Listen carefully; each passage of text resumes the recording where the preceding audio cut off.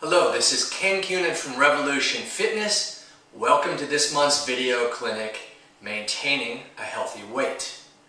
Now, 63% of adults in Australia are either overweight or obese, and 25% of children in Australia are also overweight or obese. Clearly, it is a national health epidemic. In this video clinic, we're going to address 5 questions on maintaining a healthy weight. And the first one is, what is a healthy weight? Right, for me, a healthy weight provides optimal health, minimizes injury and illness. It allows for excellent energy. It doesn't restrict you from doing any of the activities that you enjoy doing. Second question, how do I know if I'm overweight? All right, well, the tape measure is probably the first thing that will give you a clue. If you are a man and your waist circumference is beyond, say, 95 to 100 centimeters, you need to aim on getting that down. If you're a woman, the guidelines are roughly 80 to 85 centimeters. The problem with having a lot of visceral fat or fat around your abdomen is that your major organs have a harder time working, and that is what increases your chance of these different illnesses. Now, also, some signs that you might be overweight. How do you feel? What are your energy levels? Are you struggling doing some pretty basic things like walking up hills or steps? When you bend over, are you uncomfortable? Are your clothes getting tighter? All of those are indicators that, yes, you probably need to aim to lose weight. How do people lose weight? How do they gain weight? Well, if you're overweight, there's a reasonable chance that you have been consuming more calories than you're burning off. Pretty simple. It's an energy in, energy out equation. Now, if you're trying to lose weight, you need to aim to do the exact opposite. So first thing is to try to develop what your baseline calories needed to maintain your current weight is, and then you need to dip down below, and if you do that on a regular basis, you'll find that the scale will move accordingly. Another way to lose weight more efficiently is clearly to burn more calories, and that's where exercise and that's where resistance training and cardiovascular conditioning will help a lot. Yes, can you lose weight without doing any exercise? Absolutely, provided that your calories are low enough to assure that.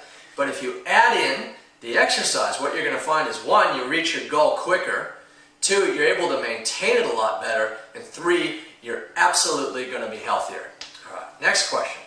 How long should it take to lose weight? Now this is a very valid question. Obviously, first it depends on how overweight are you. Alright, so let's say someone's 10 kilos overweight, for an example. What's a reasonable time to expect to lose that?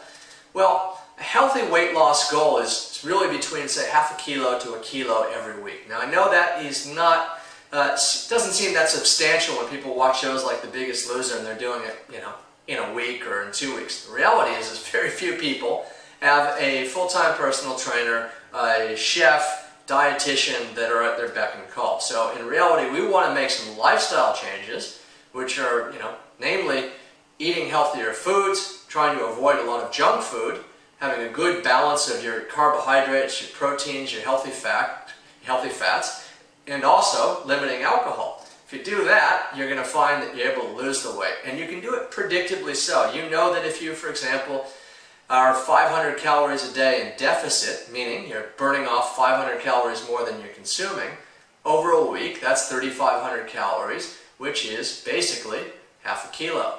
So the more activity levels that you do, the more muscle mass that you have, and that is why I'm an absolute advocate of strength training, the faster you're going to get there. And more importantly, is you're not going to constantly have to be on a diet because your body works more efficiently.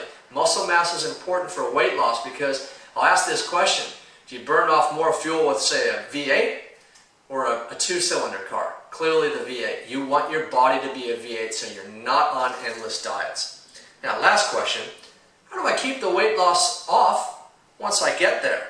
Now, again, this will come down to actually making those lifestyle changes versus the quick fix. 2, it's about making sure that you have the discipline needed to say that sometimes I'm going to go without. Now that does not mean that you have total restriction, that you can't enjoy an occasional snack, that you can't enjoy a bit of a lion once in a while as opposed to exercising.